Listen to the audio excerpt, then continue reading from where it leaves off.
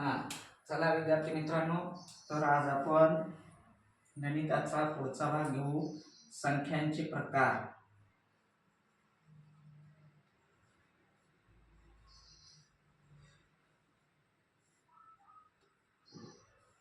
संख्यांचे प्रकार हा एक असा टॉपिक आहे ज्यामध्ये तुम्हाला वेगवेगळ्या प्रकारच्या ज्या संख्या आहेत त्या संख्या आपण ज्या म्हणतो त्या आहेत कोणत्या, त्यांचे प्रकार काय आहेत हे जर लक्षात आलं तर त्याचं तुम्हाला वर्गीकरण करायला सोपं जाईल, अन्यथा आपल्याला खूप अडचणी येऊ शकतात.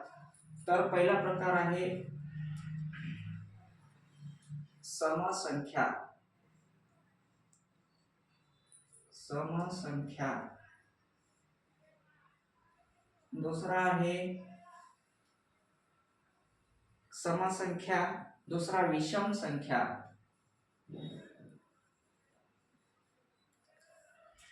विषम संख्या.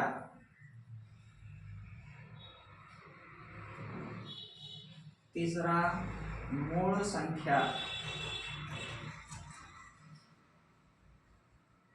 तिसरा प्रकार आहे तुमचा मूळ संख्या. चौथा प्रकार आहे सहमूळ संख्या.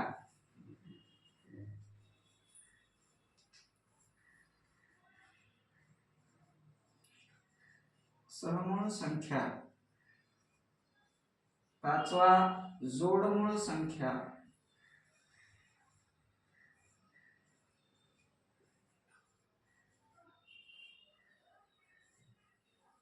अशा प्रकारे आपण या 5 संख्या प्रकाराविषयी माहिती घेणार आहोत. तसे संख्या प्रकार भरपूर आहेत. याच्यानंतर जोडमूळ झाल्या, सममूळ आहे, विषममूळ आहे, त्रिकोणी संख्या, चौरस संख्या, असे वेगवेगळे प्रकार आहेत जे की आपल्या नेहमी उपयोगाला येतील अशा या संख्यांचे प्रकार आहेत. पहिला समसंख्या, दुसरा विषम संख्या, मूळ संख्या, सहमूळ संख्या, जोडमूळ संख्या. आता आपण या संख्यांची एक एक संख्येची डिटेल मध्ये अशी आपण माहिती घेऊया. पहिला प्रकार आपला होता समसंख्या. आता समसंख्या कशाला म्हणायचं? समसंख्या कशाला म्हणायचं? ज्या संख्या 2 च्या पटीत असतात, जसं की 2, 4, 6, 8, 10, 12, 14, 16 अशा प्रकारच्या ज्या सगळ्या संख्या येतात त्यांना समसंख्या असं म्हणायचं. मग या समसंख्या ओळखायच्या कशा?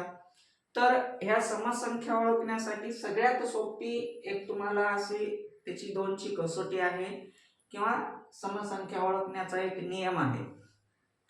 ज्या संख्यांच्या एकक स्थानी पहा, ज्या संख्यांच्या एकक स्थानी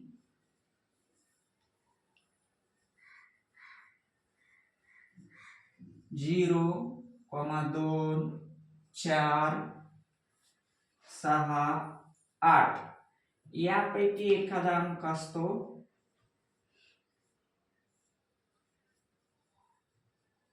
यापैकी एखादा अंक असतो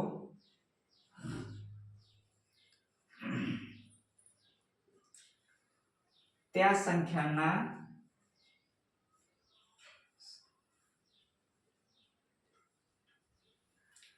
समसंख्या असे म्हणतात. समसंख्या असे म्हणतात. पहा काय आहे, ज्या संख्येच्या एकक स्थानी 0, 2, 4, 6 किंवा 8 यापैकी एखादा अंक असतो त्या संख्यांना समसंख्या असे आपण म्हणत असतो. आता या समसंख्यांना काय होतो, नेहमी समसंख्यांना 2 ने निशेष भाग जातो.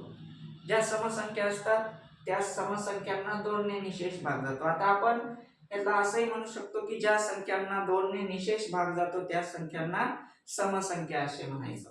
आता उदाहरणार्थ तुम्हाला जर पाहायचं असेल, संख्या कितीही अंकी असू द्या, तुम्हाला ती सम आहे का हे ओळखण्यासाठी पहा, 0, 2, 4, 6, 8 हे जे अंक आहेत हे जर एकक स्थानी असतील तर तुम्हाला काय करायचं आहे, ती संख्या सम आहे असं आपल्याला लक्षात येईल. बघा 3 से 20 काय आहे, एकक स्थानी 0 अंक आहे म्हणून ही संख्या समसंख्या आहे. पहा 4892.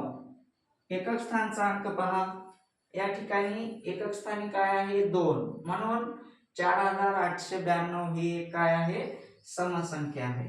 पुढची संख्या, तुमची संख्या किती अंकी असू द्या, 17984. पहा, एकक स्थानचा अंक तुम्हाला फक्त लक्षात घ्यायचा आहे. एकक स्थानी काय 4, म्हणजे ही एक पूर्ण समसंख्या आहे आणि जी समसंख्या असते त्या समसंख्येला 2 ने निशेष भाग जात असतो. निशेष म्हणजे बाकी 0 उरते, त्याला निशेष भाग जाणं असं म्हणायचं. त्यानंतर 1,08,706, 1,87,206, 1,87,206. यामध्ये 6 हा अंक एकक स्थानी आहे, म्हणजे या 6 ला 2 ने काय होणार आहे, ही सगळी संख्या समसंख्या आहे आणि या 6 ला 2 ने काय होणार आहे, निशेष भाग जाणार आहे. तसंच आपले 1 ते 10 पर्यंतचे अंक जे आहेत 1 2 3 4 5 6 7 8 9 10, या 10 अंकावरच सगळ्या संख्या तयार होत असतात.